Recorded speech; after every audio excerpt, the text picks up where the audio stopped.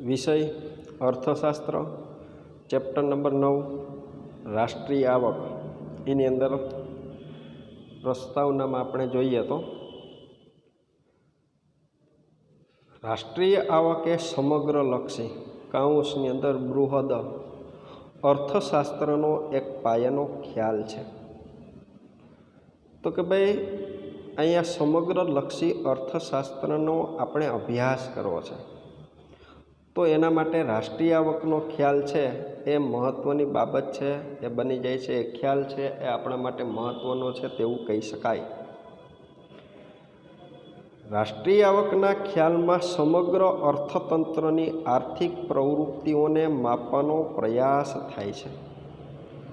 તો કે ભાઈ સમગ્ર અર્થતંત્ર એટલે કે આખું અર્થતંત્ર છે, એની અંદર જે આર્થિક પ્રવૃત્તિઓ થાય છે એને અહીંયા ધ્યાનમાં લેવાય છે, એને અહીંયા ગણતરીમાં લેવાય છે, એને અહીંયા માપવામાં આવે છે.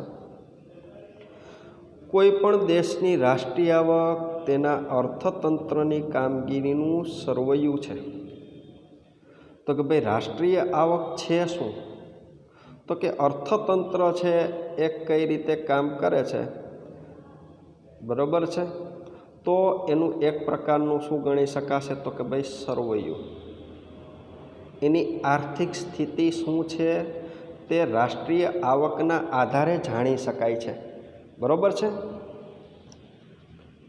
એના પછી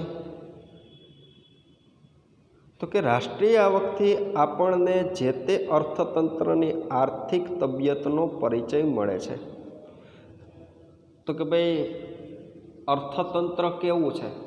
અલ્પ વિકસિત છે, વિકાસશીલ છે કે વિકસિત છે? એ આપણને શેના દ્વારા ખ્યાલ આવશે? તો કે ભાઈ રાષ્ટ્રીય આવકની જો ગણતરી કરશું તો તેના આધારે આપણને એ બાબત છે તેની માહિતી મળશે. જો અર્થતંત્રની રાષ્ટ્રીય આવક વધતી હોય તો તે સામાન્ય રીતે તંદુરસ્તીનું પ્રતીક છે. અહીંયા અર્થતંત્રની રાષ્ટ્રીય આવક વધે છે તો કે ભાઈ દેશ છે એની રાષ્ટ્રીય આવકની અંદર વધારો થાય છે, તો દેશ છે તે આર્થિક રીતે તંદુરસ્ત છે, આર્થિક રીતે સશક્ત છે તેવું કહી શકાય. અને જો અર્થતંત્રની રાષ્ટ્રીય આવક ઓછી હોય, ધીમે ધીમે વધતી હોય, તો એ અર્થતંત્રની નાદુરસ્તીનું પ્રતીક છે. તો કે ભાઈ જો રાષ્ટ્રીય આવકની અંદર ધીમા દરે વધારો થતો હોય, બરાબર છે, તો અર્થતંત્ર છે એ આર્થિક રીતે તંદુરસ્ત નથી તેવું કહી શકાય. ટૂંકમાં કોઈ પણ દેશની આર્થિક સમૃદ્ધિના માપદંડ તરીકે રાષ્ટ્રીય આવકનો ઉપયોગ થાય છે. તો કે ભાઈ વિશ્વના વિવિધ દેશો છે તે આર્થિક રીતે સમૃદ્ધ છે કે નહીં તેની માહિતી, તેનો અભ્યાસ શેના દ્વારા થાય છે? તો કે ભાઈ તેનો અભ્યાસ છે ને એ રાષ્ટ્રીય આવક દ્વારા થાય છે. સામાન્ય રીતે કોઈ પણ દેશમાં વર્ષ દરમિયાન પોતાની મૂડી અને શ્રમથી કુદરતી સંપત્તિનો ઉપયોગ કરીને અંતિમ વસ્તુઓ અને સેવાઓનું ઉત્પાદન થાય તેના બજાર મૂલ્યને રાષ્ટ્રીય આવક કહે છે. અહીં આપણે કીધું છે ઉત્પાદનના જે સાધનો છે, બરાબર છે? તો કે ભાઈ ઉત્પાદનના સાધનોની મદદથી સંપત્તિનો ઉપયોગ કરવામાં આવે, સંપત્તિ છે તેનો સર્જન કરવામાં આવે, બરાબર? અને જેનાથી કોઈ વસ્તુઓ તૈયાર થાય, કોઈ સેવાઓ તૈયાર થાય અને એનું જે બજાર મૂલ્ય નીકળે એને જ ક્યાં નામે ઓળખવામાં આવે છે? તો કે ભાઈ રાષ્ટ્રીય આવક તરીકે ઓળખવામાં આવે છે. રાષ્ટ્રીય આવકના જીએનપી, એનએનપી, જીડીપી, એનડીપી જેવા મહત્ત્વના ખ્યાલો છે તેનો આપણે આ ચેપ્ટરની અંદર અભ્યાસ કરવાનો થશે, બરાબર છે? તો અહીં આપણે જોઈએ તો જીએનપી એટલે કે ગ્રોસ નેશનલ પ્રોડક્ટ, એનએનપી એટલે કે નેટ નેશનલ પ્રોડક્ટ, જીડીપી એટલે કે ગ્રોસ ડોમેસ્ટિક પ્રોડક્ટ અને એનડીપી એટલે કે ભાઈ નેટ ડોમેસ્ટિક પ્રોડક્ટ જેવા મહત્ત્વના જે ખ્યાલો છે જેનો આપણે અભ્યાસ કરવાનો થશે. બે દેશોની સરખામણી માટે પણ તેનો ઉપયોગ થાય છે. કોનો? તો કે ભાઈ જીએનપી, એનએનપી, જીડીપી અને એનડીપીનો. આ ઉપરાંત રાષ્ટ્રીય આવક ખરેખર શું છે, તે કેવી રીતે સર્જાય છે, તે કેવી રીતે માપી શકાય છે, માપવાની જુદી જુદી પદ્ધતિઓ કઈ કઈ છે, રાષ્ટ્રીય આવકની માપણી વખતે કેટલીક સમસ્યાઓ સર્જાય છે, દેશની નાણાકીય આવક જાણવી જોઈએ, વાસ્તવિક આવક જાણવી જોઈએ. આ બધી જ બાબતોનો પરિચય આપણે મેળવવાનો છે. બરાબર છે. તો અહીં આપણે જોઈએ તો રાષ્ટ્રીય આવક આપેલો છે, એનો અર્થ છે. રાષ્ટ્રીય આવક કોને કહેવાય? સામાન્ય અર્થ મુજબ તો કે ભાઈ વર્ષ દરમિયાન દેશમાં ખેતી, ઉદ્યોગ અને સેવાના ક્ષેત્રમાં કુલ જે ઉત્પાદન થાય છે તેનું નાણાકીય મૂલ્ય તે દેશની રાષ્ટ્રીય આવક છે. આપણે જ્યારે કહીએ કે ભાઈ ભારતની રાષ્ટ્રીય આવક છે 128 લાખ કરોડ રૂપિયા છે, તો તેનો અર્થ શું થાય? તો કે ભાઈ ખેતી, ઉદ્યોગ અને સેવાના ક્ષેત્રમાં એક વર્ષ દરમિયાન 128 લાખ કરોડ રૂપિયાની ચીજવસ્તુઓ અને સેવાઓનું ઉત્પાદન થયું છે. બરાબર છે. તો અહીંયા સામાન્ય અર્થ મુજબ આપણે જોઈએ તો શું કીધું છે? તો કે ભાઈ વર્ષ દરમિયાન દેશમાં ખેતી, ઉદ્યોગ અને સેવાના ક્ષેત્રમાં કુલ જે ઉત્પાદન થાય છે તેનું નાણાકીય મૂલ્ય. તો કે ભાઈ વર્ષ દરમિયાન ખેતી ક્ષેત્રમાંથી જે વસ્તુનું ઉત્પાદન થયું છે તેનું નાણાકીય મૂલ્ય, વર્ષ દરમિયાન ઉદ્યોગ ક્ષેત્રમાંથી જે વસ્તુનું ઉત્પાદન થયું છે તેનું નાણાકીય મૂલ્ય, વર્ષ દરમિયાન સેવા ક્ષેત્રમાંથી જે વસ્તુનું ઉત્પાદન થયું છે તેનું નાણાકીય મૂલ્ય. તો કે ભાઈ તેને જ કયા નામે ઓળખવામાં આવે છે? તો કે ભાઈ એને જ રાષ્ટ્રીય આવક તરીકે ઓળખવામાં આવે છે. બરાબર છે. અહીં આપણે દાખલા તરીકે કીધું છે, જેની આપણે સમજૂતી મેળવેલ છે. તો કે ભાઈ રાષ્ટ્રીય આવક દેશની કેટલી છે? તો કે ભાઈ 128 લાખ કરોડ છે. તેનો અર્થ શું થાય? તો કે ખેતી, ઉદ્યોગ અને સેવાના ક્ષેત્રમાં એક વર્ષ દરમિયાન આપણે 128 લાખ કરોડ રૂપિયાની ચીજવસ્તુઓ અને સેવાઓ છે તેનું આપણે ઉત્પાદન કરેલું કહી શકાય. બરાબર છે. બીજો નંબર અહીં આપણે આપેલો છે. વ્યાખ્યા કોની આપી છે? તો કે ભાઈ આલ્ફ્રેડ માર્શલની. તો કે ભાઈ એ વ્યાખ્યા શેના ઉપર આધારિત છે? તો કે ભાઈ ઉત્પાદન ઉપર આધારિત વ્યાખ્યા છે. એમાં આપણે કીધું છે વર્ષ દરમિયાન દેશના શ્રમ અને મૂડીનો કુદરતી સંપત્તિ સાથે સહયોગ થવાથી જે ભૌતિક અને અભૌતિક વસ્તુઓનું ચોખ્ખું ઉત્પાદન થાય છે તે દેશની રાષ્ટ્રીય આવક છે. બરાબર છે. તો કે ભાઈ આ વ્યાખ્યા શેને આધારે તૈયાર થઈ છે? તો કે ભાઈ આ વ્યાખ્યા છે તે ઉત્પાદનને આધારે તૈયાર થઈ છે. તો કે ભાઈ ઉત્પાદનને આધારે શું કીધું છે? તો કે ભાઈ વર્ષ દરમિયાન દેશના શ્રમ અને મૂડીનો કુદરતી સંપત્તિ સાથે સહયોગ થવાથી જે ભૌતિક અને અભૌતિક વસ્તુઓનું ચોખ્ખું ઉત્પાદન થાય છે તે દેશની શું કહેવામાં આવે છે? તો કે ભાઈ રાષ્ટ્રીય આવક. તો કે ભાઈ અહીંયા શ્રમ, મૂડી અને જમીન સાથે સહયોગ થવાથી જે દ્રશ્ય વસ્તુઓ ઉત્પન્ન થઈ છે અને અદ્રશ્ય સેવાઓ છે એ જે ઉત્પાદન થઈ છે, બરાબર છે, એને જ ક્યાં નામે ઓળખવામાં આવે છે? તો કે ભાઈ તે જ રાષ્ટ્રીય આવક તરીકે ઓળખવામાં આવે છે. કોના દ્વારા? તો કે ભાઈ આલ્ફ્રેડ માર્શલ દ્વારા આ બાબત છે તે રજૂ કરવામાં આવેલી છે. અહીંયા પ્રોફેસર માર્શલે શું કીધું છે? તો કે ભાઈ આ વ્યાખ્યામાં ચીજ વસ્તુઓ અને સેવાઓના ચોખ્ખા ઉત્પાદન ઉપર ભાર મૂક્યો છે, તેથી આ વ્યાખ્યા ઉત્પાદનલક્ષી ગણાય છે. તો કે ભાઈ આ વ્યાખ્યાને ઉત્પાદનલક્ષી વ્યાખ્યા શા માટે કીધેલી છે? તો કે ભાઈ એમાં ચીજ વસ્તુઓ અને સેવાઓના ચોખ્ખા ઉત્પાદન ઉપર ભાર મૂકવામાં આવેલો છે, જેના પરિણામે આને કેવી વ્યાખ્યા કીધી છે? તો કે ભાઈ ઉત્પાદનલક્ષી વ્યાખ્યા કીધી છે. બરાબર છે. અહીંયા ઇરવિંગ ફિશરના જણાવ્યા મુજબ એણે આ વ્યાખ્યા કેવી કીધી છે? તો કે ભાઈ વપરાશ ઉપર આધારિત વ્યાખ્યા છે. એમાં કીધું છે તો કે વર્ષ દરમિયાન દેશના નાગરિકોએ જેટલા પ્રમાણમાં વસ્તુઓ અને સેવાઓની પ્રત્યક્ષ વપરાશ કરી હોય તેના પ્રમાણને રાષ્ટ્રીય આવક કહે છે. બરાબર છે. વ્યાખ્યામાં ફિશરે ભૌતિક અને અભૌતિક વસ્તુઓ, સેવાઓની વપરાશ ઉપર ભાર મૂક્યો છે, તેથી આ વ્યાખ્યા વપરાશલક્ષી ગણાય છે. આગળની વ્યાખ્યા કેવી હતી? તો કે ભાઈ ઉત્પાદનલક્ષી હતી. આ વ્યાખ્યા કેવી છે? તો કે ભાઈ વપરાશ લક્ષી વ્યાખ્યા છે. તો કે ભાઈ વપરાશલક્ષી વ્યાખ્યાની અંદર શું કીધું છે? તો કે ભાઈ દેશના નાગરિકોએ વર્ષ દરમિયાન જેટલા પ્રમાણની અંદર વસ્તુઓ અને સેવાઓની પ્રત્યક્ષ રીતે વપરાશ કરેલ છે, બરાબર, તેના પ્રમાણને ક્યાં નામે ઓળખવામાં આવે છે? તો કે ભાઈ રાષ્ટ્રીય આવક તરીકે ઓળખવામાં આવે છે. ક્લિયર? અને વ્યાખ્યામાં ફિશરે ભૌતિક અને અભૌતિક વસ્તુઓ, સેવાઓની વપરાશ ઉપર ભાર મૂકેલો છે, બરાબર છે.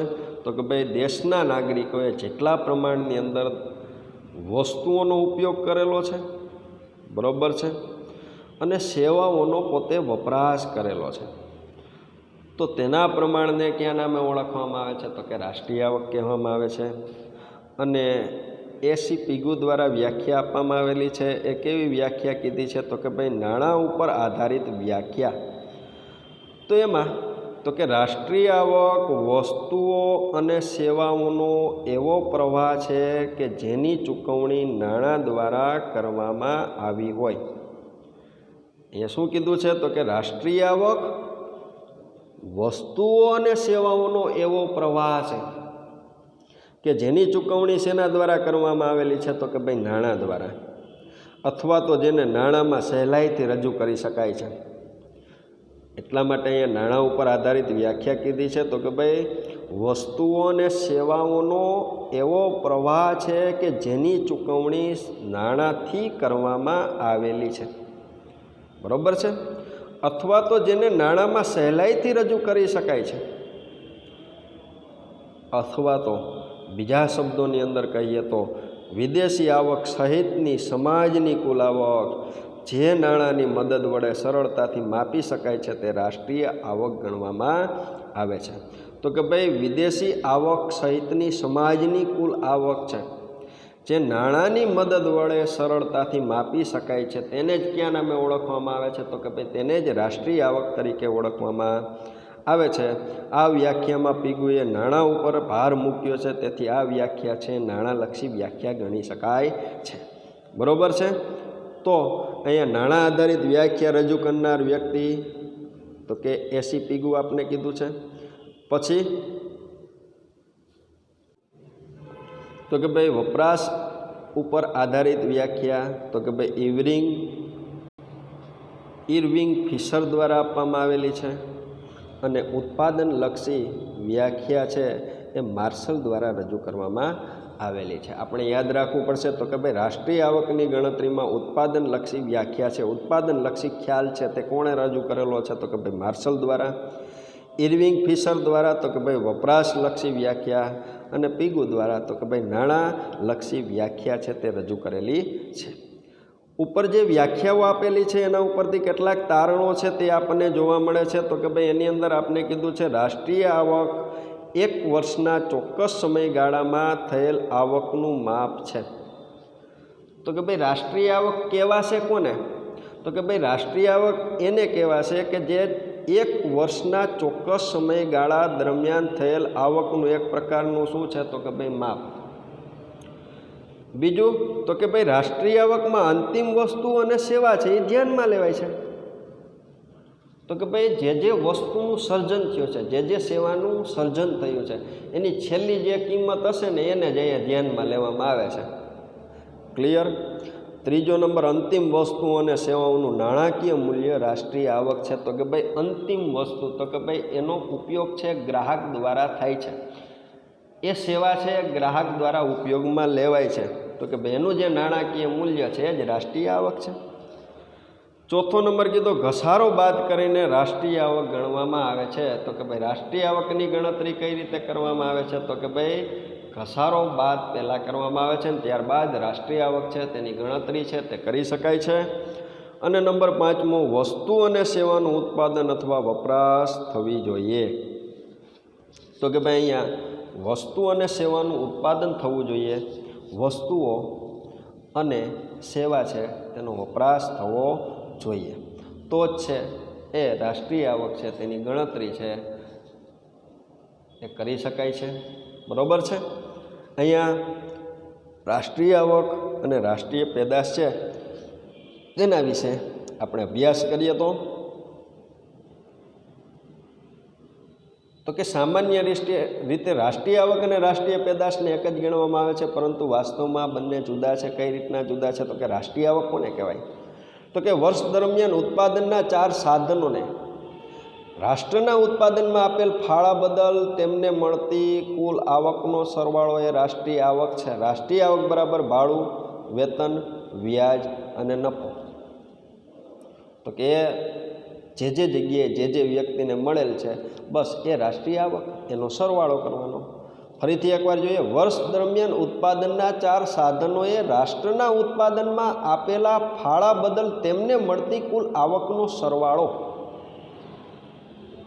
તો કે ભાઈ 4 સાધનો છે, એને રાષ્ટ્રના ઉત્પાદનની અંદર જે ફાળો આપેલો છે, તો કે એ મળતી કુલ આવકનો જે સરવાળો છે એને જ ક્યાં નામે ઓળખવામાં આવે છે? તો કે ભાઈ રાષ્ટ્રીય આવક તરીકે ઓળખવામાં આવે છે. તો કે ભાઈ ભાડું પ્લસ વેતન પ્લસ વ્યાજ પ્લસ નફો, એ જ શું છે? તો કે રાષ્ટ્રીય આવક તરીકે ઓળખવામાં આવે છે. બીજો નંબર આપણે અહીંયા કીધો છે ભાઈ રાષ્ટ્રીય પેદાશો. એમાં તો કે વર્ષ દરમિયાન ઉત્પાદનના સાધનોથી દેશના જુદા જુદા ક્ષેત્રોમાં, તો કે ભાઈ કયા કયા ક્ષેત્રની વાત કરેલી છે? તો કે ખેતી છે, ઉદ્યોગ છે અને સેવા છે. એ અંતિમ સ્વરૂપની વસ્તુઓ અને સેવાઓના કુલ ઉત્પાદન મૂલ્યનો સરવાળો એ રાષ્ટ્રીય પેદાશ છે.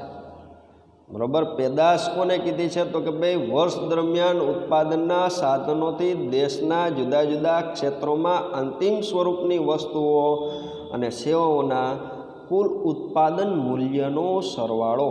એ એટલે શું કીધું છે? તો કે ભાઈ રાષ્ટ્રીય પેદાશ. વર્ષ દરમિયાન દેશમાં વિવિધ પેઢીઓ દ્વારા ઉત્પન્ન કરવામાં આવેલ વસ્તુઓ અને સેવાઓ રાષ્ટ્રીય પેદાશ છે. ટૂંકમાં રાષ્ટ્રીય પેદાશ બરાબર ખેતી પ્લસ ઉદ્યોગ પ્લસ સેવા ક્ષેત્રનું કુલ ઉત્પાદન. ક્લિયર? તો કે ભાઈ રાષ્ટ્રીય આવક કોને કીધી હતી? તો કે ભાઈ ઉત્પાદનના જે 4 સાધનો હતા એના બદલ જે આપણે રકમ ચૂકવતા હતા, બરાબર, એના દ્વારા જે આવક થતી હતી, એના દ્વારા જે વળતર આપવામાં આવતું હતું, એનો કુલ સરવાળો એ રાષ્ટ્રીય આવક. અને પેદાશ એટલે કે ખેતી ક્ષેત્ર, ઉદ્યોગ ક્ષેત્ર અને સેવા ક્ષેત્રોનું કુલ ઉત્પાદન, એ એટલે શું? તો કે ભાઈ પેદાશ. ક્લિયર? અહીં આપણે જોઈએ તો આવક એટલે કે ઇન્કમ થાય છે, અને પેદાશ એટલે અહીંયા શું થાય છે? તો કે ભાઈ પ્રોડક્ટ. ક્લિયર? એ દ્રષ્ટિએ પણ અહીંયા તફાવત છે, આપને જોવા મળે છે. આગળ તો કે જો રાજ્યનો હસ્તક્ષેપ ન હોય, એટલે કે કરવેરાની બધું ન હોય અને વિદેશ વેપારી ન હોય, તો રાષ્ટ્રીય આવક અને રાષ્ટ્રીય પેદાશ છે એ કેવા રહે છે? તો કે ભાઈ સરકાર રહે. તો કે ભાઈ દેશની અંદર રાજ્યનો હસ્તક્ષેપ ન હોય. હસ્તક્ષેપ ન હોય એટલે કે ભાઈ કરવેરા સરકાર દ્વારા લેવામાં આવતા ન હોય, અને આયાત નિકાસ છે એ પણ થતી ન હોય, તો રાષ્ટ્રીય આવક અને પેદાશ બંને કેવી હોય? તો કે ભાઈ સરખી હોય. તો કે ભાઈ વસ્તુઓ ઉપરના વેરાને લીધે રાષ્ટ્રીય પેદાશ રાષ્ટ્રીય આવકથી કેવી થઈ જાય? તો કે ભાઈ વધુ થઈ જાય છે. બરાબર છે? કારણ કે કરવેરાના કારણે કિંમત ઉત્પાદન ખર્ચથી વધારે હોય છે. અહીંયા રાષ્ટ્રીય આવકમાં કોનો સમાવેશ કીધો? તો કે ભાઈ ભાડું આપેલું હોય, વેતન આપેલું હોય, વ્યાજ આપેલું હોય, નફો લીધો હોય, એનો સરવાળો. સમજાઈ ગયો? એની અંદર કરવેરાનો સમાવેશ થયેલો હોતો નથી. ક્લિયર? તો કે ભાઈ કરવેરાનો સમાવેશ નથી થયો, જેના પરિણામે શું થશે? તો કે ભાઈ રાષ્ટ્રીય આવક કરતાં પેદાશ છે ને એ વધી જશે એની કિંમત. પેદાશ શા માટે? તો કે ભાઈ જે વસ્તુઓનું ઉત્પાદન થયું છે એના ઉપર સરકાર દ્વારા જે તે વેરાઓ નાખવામાં આવતા હોય છે. જેથી એ ઉપરાંત ઉત્પાદકોને સરકાર તરફથી મળતી સબસિડીને કારણે રાષ્ટ્રીય પેદાશ રાષ્ટ્રીય આવકથી કેવી હોય છે? તો કે ભાઈ ઓછી જોવા મળે છે. ઉપરાંત કીધું છે સરકાર તરફથી મળતી સબસિડીના કારણે રાષ્ટ્રીય પેદાશ રાષ્ટ્રીય આવકથી કેવી હોય? ઓછી હોય. તો કે ભાઈ સરકાર દ્વારા કોઈ વસ્તુની ખરીદી ઉપર જો સબસિડી આપવામાં આવતી હોય તો શું થાય? તો કે ભાઈ આના ઉપર ચૂકવવામાં આવતું વળતર, એનો સમાવેશ રાષ્ટ્રીય આવકમાં થાય. એના આધારે જે કિંમત તૈયાર થઈ છે, બરાબર છે, એ કિંમત ઉપર સરકાર દ્વારા પાછું શું આપવામાં આવે? તો કે ભાઈ વળતર આપવામાં આવે. એટલે પેદાશ છે એ રાષ્ટ્રીય આવકથી કેવી ગણી શકાય? તો કે ભાઈ ઓછી ગણી શકાય છે. ક્લિયર? તો અહીં આપણે રાષ્ટ્રીય આવક અને રાષ્ટ્રીય પેદાશ છે તેનો ખ્યાલ આપણે જોયેલો છે. તો એના પછી આપણે જોઈએ તો રાષ્ટ્રીય આવકનો ચક્રાકાર પ્રવાહ, તો કે ભાઈ કઈ રીતના ચક્રાકાર પ્રવાહ છે જોવા મળતો હોય છે, તો એની અંદર આપણે જોઈએ તો કે ભાઈ સૈદ્ધાંતિક સમજૂતીની રીતે અર્થતંત્રના બે પ્રકાર પાડવામાં આવે છે. સૈદ્ધાંતિક સમજૂતીની રીતે, સૈદ્ધાંતિક સમજૂતી એટલે શું? તો કે ભાઈ સૈદ્ધાંતિક રીતે પુસ્તકની અંદર જે સૈદ્ધાંતિક જ્ઞાન આપેલું છે એ દ્રષ્ટિએ અર્થતંત્રના કેટલા પ્રકાર કીધા છે? તો કે ભાઈ બે પ્રકાર. ક્યાં ક્યાં? પહેલો નંબર કીધો છે અલિપ્ત અર્થતંત્ર અને બીજો નંબર કીધો છે ખુલ્લું અર્થતંત્ર. બરોબર? તો કે ભાઈ અહીં આપણે જોવું પડશે અલિપ્ત અર્થતંત્ર કોને કહેવાય અને ખુલ્લું અર્થતંત્ર કોને કહેવાય. પ્રશ્ન આપને પૂછે સૈદ્ધાંતિક સમજૂતીની દ્રષ્ટિએ અર્થતંત્ર છે તેના કેટલા પ્રકાર છે, ક્યાં ક્યાં? તો કે ભાઈ તેના બે પ્રકાર છે. પહેલો નંબર કીધો અલિપ્ત અર્થતંત્ર અને બીજો નંબર કીધો ખુલ્લું અર્થતંત્ર. બરોબર? તો કે ભાઈ અલિપ્ત અર્થતંત્ર કોને કહેવાય? તો કે ભાઈ અલિપ્ત અર્થતંત્ર એટલે એવું અર્થતંત્ર કે જેમાં વિદેશ વેપારની કોઈ ભૂમિકા હોતી નથી. એને કેવું અર્થતંત્ર કહેવાય? તો કે ભાઈ અલિપ્ત અર્થતંત્ર કહેવાય. આવા અર્થતંત્રને અન્ય દેશો સાથે આર્થિક વ્યવહારો હોતા નથી. બરોબર છે? દેશમાંથી વસ્તુ સેવા સાધનોની નિકાસ થતી નથી અને અન્ય દેશમાંથી વસ્તુ સેવા સાધનોની આયાત પણ થતી નથી. તો કે એવા અર્થતંત્રને કેવું અર્થતંત્ર કહેવામાં આવે છે? તો કે ભાઈ અલિપ્ત અર્થતંત્ર કહેવામાં આવે છે. અલિપ્ત અર્થતંત્ર સ્વાવલંબી એટલે કે સ્વનિર્ભર હોય છે, જ્યારે ખુલ્લા અર્થતંત્રમાં વિદેશ વેપારની ભૂમિકા હોય છે. અહીંયા બે પ્રકારનું અર્થતંત્ર કીધું છે. તો કે ભાઈ એક તો અલિપ્ત અર્થતંત્ર અને બીજું આપણે કયું અર્થતંત્ર કીધું છે? તો કે ભાઈ ખુલ્લું અર્થતંત્ર. અલિપ્ત અર્થતંત્ર એટલે શું કીધું છે? તો કે ભાઈ જે વિદેશ વેપાર વિહોણું છે. અને ખુલ્લું અર્થતંત્ર એટલે શું? તો કે ભાઈ જેમાં વિદેશ વેપાર છે એ સંકળાયેલો છે. બરોબર છે? એટલે કે દેશની અંદર વસ્તુઓની આયાત પણ થતી હોય અને દેશમાંથી વિદેશની અંદર વસ્તુઓની નિકાસ પણ થતી જોવા મળતી હોય છે. બરોબર? અહીંયા અલિપ્ત અર્થતંત્ર સ્વાવલંબી એટલે કે સ્વનિર્ભર હોય છે, જ્યારે ખુલ્લા અર્થતંત્રમાં વિદેશ વેપારની ભૂમિકા હોય છે. બરોબર છે? તો કે ભાઈ અલિપ્ત અર્થતંત્ર છે એની અંદર આયાત અને નિકાસ છે તે જોવા મળતી નથી અને ખુલ્લું અર્થતંત્ર છે એની અંદર વિદેશ વેપારની ભૂમિકા હોય. વિદેશ વેપાર એટલે શું? તો કે દેશમાં કેટલીક વસ્તુઓ છે તેની આયાત થતી હોય અને કેટલીક વસ્તુઓ છે તેની નિકાસ પણ થતી જોવા મળતી હોય છે.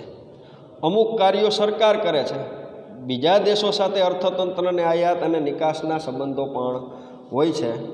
અહીં સરળતા માટે આપણે રાષ્ટ્રીય આવકના ચક્રાકાર પ્રવાહની સમજૂતી માત્ર અલિપ્ત અર્થતંત્રના સંદર્ભમાં જ મેળવશું. તો કે ભાઈ અહીંયા આપણે શું અભ્યાસ કરવાનો છે? તો કે ભાઈ રાષ્ટ્રીય આવકનો ચક્રાકાર પ્રવાહ તો કે એ ક્યારે શક્ય બને? તો કે ભાઈ અલિપ્ત અર્થતંત્ર હોય ને તો શક્ય બને છે અને એ સંદર્ભની અંદર જ અહીંયા એનો ખ્યાલ છે એ આપણને આપવામાં આવેલો છે.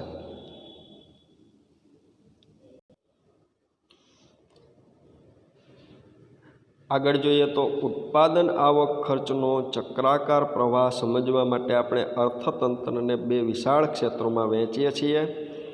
એમાં ધંધાદારી પેઢીઓ અને સાધનના માલિકો. એમાં તો કે ભાઈ પેઢીઓ ઉત્પાદન પ્રક્રિયા માટે જરૂરી સાધનો એટલે કે જમીન છે, મૂડી છે, શ્રમ છે, કુટુંબો છે એની પાસેથી ખરીદી કરે છે અને ધંધામાં તેનો ઉપયોગ કરીને ઉત્પાદન કરે છે. આમ સાધનો કુટુંબથી પેઢીઓ તરફ આવે છે અને સાધનોના ઉપયોગ બદલ પેઢી સાધનના માલિકો એટલે કે કુટુંબને ભાડું, વેતન, વ્યાજ, નફા રૂપે વળતર એટલે કે આવક ચૂકવે છે. આમ પ્રથમ નાણાંનો પ્રવાહ પેઢીઓ તરફથી કુટુંબો તરફ આવે છે. તો કે ભાઈ અહીંયા રાષ્ટ્રીય આવકનો ચક્રાકાર પ્રવાહ છે એની અંદર આપણે શું કીધું છે? તો કે ભાઈ નાણાંનો પ્રવાહ પ્રથમ તો કોની પાસેથી? તો કે ભાઈ પેઢીઓ તરફથી કુટુંબને આવે છે. તો કે ભાઈ અહીંયા કઈ રીતે? તો કે ભાઈ પેઢી છે એ જમીનનો ઉપયોગ કરે છે તો કે ભાઈ જમીન ઉપર વળતર આપવામાં આવે એને શું કહેવાય તો કે ભાઈ ભાડું કહેવાય. સમાજ છે, કુટુંબ છે, તેની મૂડીનો ઉપયોગ કરે છે તો કે ભાઈ મૂડી ઉપર આપવામાં આવતું વળતર એટલે કે વ્યાજ. શ્રમિકો છે તેનો ઉપયોગ કરે છે તો કે તેને વળતર આપવામાં આવે એ એટલે કે વેતન. અને નિયોજન શક્તિ છે એને જે વળતર આપવામાં આવે એ એટલે કે નફો. તો કે ભાઈ અહીંયા ધંધાકીય એકમ છે એ પોતે શું કરશે તો કે ભાઈ જમીન છે એના બદલામાં ભાડું ચૂકવશે, બરાબર છે. પછી તો કે ભાઈ વ્યાજની ચૂકવણી કરશે, પછી તો કે ભાઈ વેતનની ચૂકવણી કરશે, પછી તો કે ભાઈ એ નાણાંની ચૂકવણી કરશે નફા સ્વરૂપે. તો કે ભાઈ એ ધંધાકીય એકમ પાસેથી એ બધી રકમ છે એ કોની પાસે જાય છે તો કે ભાઈ કુટુંબના લોકો પાસે જાય છે, બરાબર છે. કુટુંબના લોકો છે એને આ બધી આવકોથી, આ બધી વળતરથી એને શું મળે છે તો કે ભાઈ આવક મળે છે. ક્લિયર. અને પછી શું થાય છે તો કે ભાઈ બીજી બાજુ તો કે ભાઈ વસ્તુનું ઉત્પાદન પણ થાય છે. ક્લિયર. તો કે ભાઈ વસ્તુનું ઉત્પાદન થાય છે, એ વસ્તુઓ અને સેવાઓ છે એનો પાછો ઉપયોગ પણ કોણ કરે છે તો કે ભાઈ અહીંયા કુટુંબો છે ને એનો ઉપયોગ કરે છે. ઉપયોગ કરશે એટલે શું થશે તો કે ભાઈ એના માટે ખર્ચ થશે અને એની પાસે પોતે શું કરશે તો કે ભાઈ ચૂકવણી કરશે. કોને તો કે ભાઈ પેઢીઓને પાછી ચૂકવણી કરશે. સમજાઈ ગયું. પહેલાં અહીંયા શું થશે તો કે ભાઈ આકૃતિની અંદર આપણે જોઈએ તો અંદરની સાઈડ જોઈએ તો કે ભાઈ ધંધાકીય એકમ છે એ જે વસ્તુનું ઉત્પાદન કરે છે, બરાબર છે. અને એના દ્વારા જે વસ્તુઓ તૈયાર થાય છે, અહીંયા વસ્તુઓ તૈયાર થઈ ગયા પછી તો કે ભાઈ જે તે વસ્તુઓ છે એ કુટુંબના લોકોને છે પૂરી પાડે છે અને એના દ્વારા કુટુંબ છે એ પોતે પોતાનો જીવન નિર્વાહ ચલાવે છે. એની પહેલાં તો કે ભાઈ ધંધાકીય એકમે જે તે સમાજના લોકો છે, કુટુંબના લોકો છે એને ક્યાંક વળતર આપેલું છે, બરાબર છે. હવે એને જે વળતર મળેલું છે એ પેઢીઓ દ્વારા જે વસ્તુઓનું ઉત્પાદન થાય છે એની ખરીદી છે એ કુટુંબના લોકો કરે છે. પણ શેનાથી ખરીદી કરશે તો કે ભાઈ જેના દ્વારા એને વળતર મળ્યું છે, જેનું એને વળતર પ્રાપ્ત થયું છે, જે એને વળતર પ્રાપ્ત થયું છે એ વળતરથી પોતે પાછો શું કરશે તો કે ખર્ચ કરશે, બરાબર છે. દાખલા તરીકે જોઈએ તો આપણે વિશાળ પાયા ઉપર જમીન ધરાવીએ છીએ તો કે ભાઈ જમીનમાંથી આપણને જે વળતર મળશે તો એ આપણા માટે શું કહેવાશે તો કે ભાઈ ભાડું કહેવાશે. સમજાઈ ગયું. તો એ ભાડું છે તેનો આપણે ઉપયોગ શેના માટે કરીશું તો કે જીવન જરૂરિયાતની વસ્તુઓ ખરીદવા માટે એ ભાડાનો આપણે ઉપયોગ કરીશું. તો એ જે ખર્ચ કરેલો છે એ પાછો કોની પાસે વયો જશે તો કે ભાઈ જે તે પેઢીઓ પાસે વયો જશે. સમજાઈ ગયું. અને જે તે પેઢીઓ છે એ પાછી આપણને વસ્તુઓની જે ખરીદી કરશે એ પાછું આપણને જ ચૂકવશે. ક્લિયર. તો કે ભાઈ જમીનમાંથી મળતું વળતર ભાડું છે. દાખલા તરીકે જે ઉદ્યોગને જે વસ્તુઓની જરૂરિયાત છે એ જ વસ્તુઓનું આપણે ઉત્પાદન કર્યું, દાખલા તરીકે કપાસનું ઉત્પાદન કર્યું, શેરડીનું ઉત્પાદન કર્યું, તો પેઢીઓ છે એ આપણી પાસેથી ખરીદી કરી તો એના માટે જે તે રકમ આપને ચૂકવેલી છે વળતર રૂપે. પછી તો કે એ જ રકમ આપને વળતર રૂપે મળેલી છે એ જ રકમનો આપણે પાછો જીવન જરૂરિયાતની વસ્તુઓ પાછળ ખર્ચ કરીશું. ક્લિયર. તો કે ભાઈ આવી રીતના ચક્રાકાર પ્રવાહ છે એ ફરતો જોવા મળે છે. ફરી એકવાર આપણે અહીંયા જોઈએ તો કે ભાઈ પેઢીઓ અને સાધનોના માલિકો પેઢીનો ઉત્પાદિત પ્રક્રિયા માટે જરૂરી સાધનો છે, જમીન છે, મૂડી છે, શ્રમ છે એ કોની પાસેથી લે તો કે ભાઈ કુટુંબો પાસેથી. અને ધંધામાં તેનો પાછો ઉપયોગ કરે. આમ સાધનો કુટુંબથી પેઢીઓ તરફ આવે છે. સમજાઈ ગયું. સાધનો ક્યાંથી આવે છે તો કે ભાઈ કુટુંબથી પેઢીઓ તરફ. અને સાધનોના ઉપયોગ બદલ પેઢી સાધન માલિકો એટલે કે કુટુંબોને ભાડું મળે, વેતન મળે, વ્યાજ મળે, બરાબર છે. તે નાણાંનો પ્રવાહ છે કોના તરફ જાય છે તો કે ભાઈ કુટુંબ તરફ જતો જોવા મળે છે, બરાબર છે. આગળ આપણે જોઈએ